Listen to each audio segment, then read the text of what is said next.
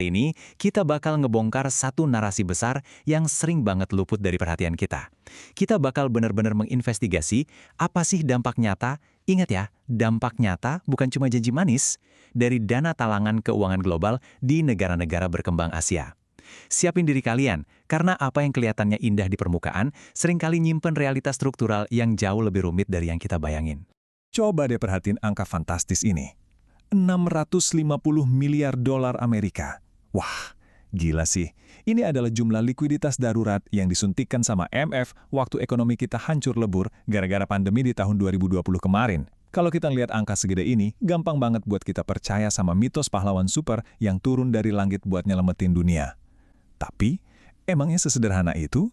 Oke, mari kita bedah topik ini lebih dalam. Bayangin sebuah skenario horor. PDB satu kawasan merosot tajam banget. Bahkan di beberapa negara Asia angkanya bisa anjlok sampai 8% cuma dalam waktu setahun. Kas negara kosong melompong, pengangguran meroket. Nah, di saat suatu negara udah diambang kebangkrutan kayak gini, siapa sih yang sebenarnya turun tangan? Dan yang lebih penting lagi, ada harga apa di balik penyelamatan itu? Nah, buat ngejawab pertanyaan itu, ini dia peta perjalanan kita di Explainer kali ini. Pertama, kita bahas krisis ekonomi dan respons global. Terus kita kenalan sama 3 raksasa keuangan internasional. Ketiga, kita bongkar syarat ketat di balik bantuan.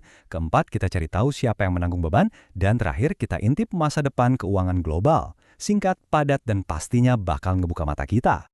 Oke, kita masuk ke bagian 1. Krisis ekonomi dan respons global.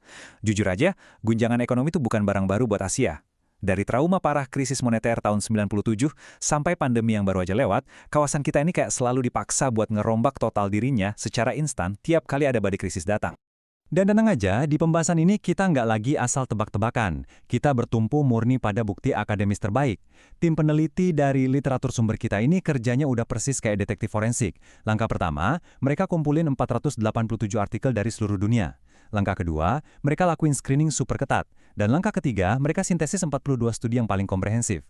Jadi ini benar-benar data paling kredibel yang bisa kita dapat saat ini.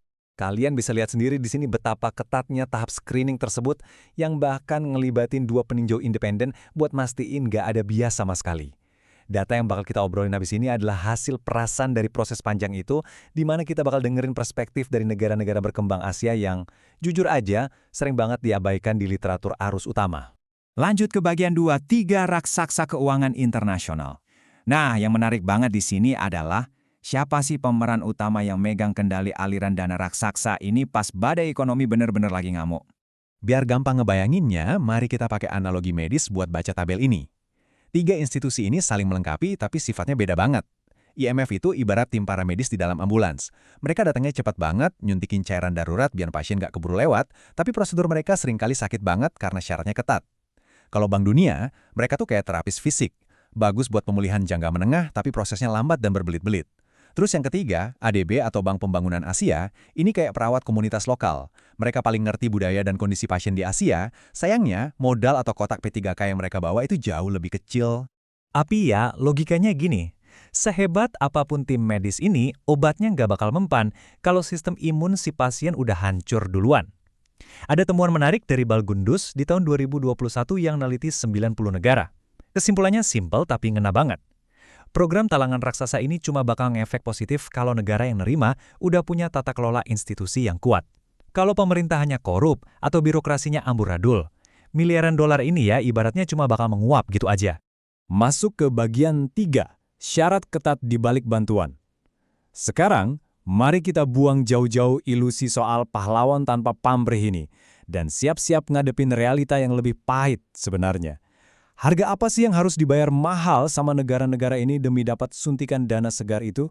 Jadi, poin krusialnya tuh ada di kutipan ini. Walaupun IMF sama lembaga-lembaga tadi kuar-kuar kalau mereka lebih fleksibel pas pandemi, literatur akademis justru ngebuktiin sebaliknya. Studi dari Munevar dan Stubbs ngebongkar kalau pinjaman darurat COVID-19 itu ternyata masih disusupi syarat-syarat pengetatan yang ironisnya justru ngerusak proses pemulihan itu sendiri. Ironis banget kan?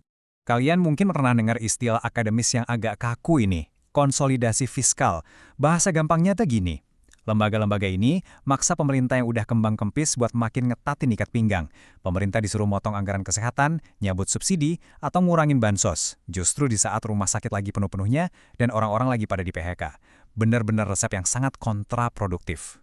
Jadi kelihatan jelas ya kontrasnya. Persepsi publik tuh mikirnya dana talangan ini kayak kado kemanusiaan, semacam uang gratis buat nyelamatin ekonomi.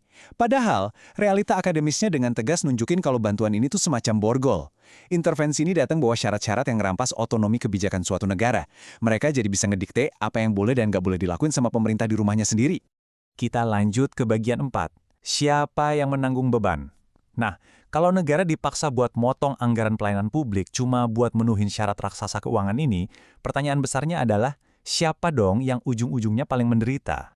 Jawabannya, sayangnya, adalah mereka yang ada di lapisan paling bawah sistem ekonomi kita.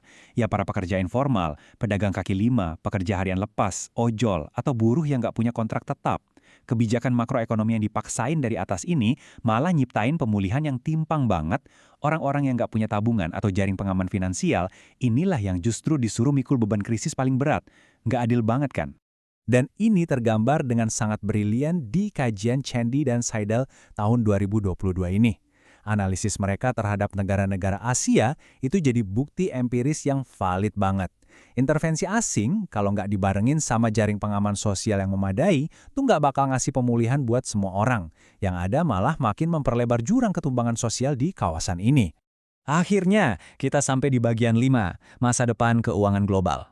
Melihat rentetan fakta sejarah dan beban sosial yang begitu berat tadi, gimana sih secara negara-negara berkembang Asia ngerespon sistem yang cacat ini ke depannya? Mari kita lihat gambaran besarnya. Karena udah belajar dari pengalaman pahit masa lalu, literatur nyatat kalau negara-negara Asia, khususnya di Asia Tenggara, sekarang mulai aktif banget numpuk cadangan devisa. Strategi self-insurance atau asuransi mandiri ini tujuannya cuma satu. Mereka pengen mandiri, biar nggak perlu lagi ngemis-ngemis ke IMF dan kena jerat syarat yang nyekik leher. Tapi ancamannya belum kelar, teman-teman. Tumpukan utang raksasa peninggalan pandemi itu masih ada. Nyiptain semacam bom waktu fiskal yang bisa meledak kapan aja, kayak yang baru-baru ini kejadian di Sri Lanka. Yang pada akhirnya bawa kita ke satu pertanyaan pamungkas ini. Setelah semua sintesis data yang udah kita bedah bareng hari ini, mulai dari dominasi negara barat, syarat yang malah bikin runyam, sampai beban berat yang ditanggung masyarakat rentan, coba deh kita pikirin. Apakah sistem keuangan global ini beneran dirancang buat ngedukung kemajuan Asia? Ataukah ini cuma mesin pelanggan kekuasaan finansial mereka aja? Buktinya udah kita gelar semua di sini, dan sekarang jawabannya ada di tangan kalian. Terima kasih banyak udah nemenin di pembahasan mendalam kali ini, dan sampai jumpa di Explainer Kritis kita selanjutnya.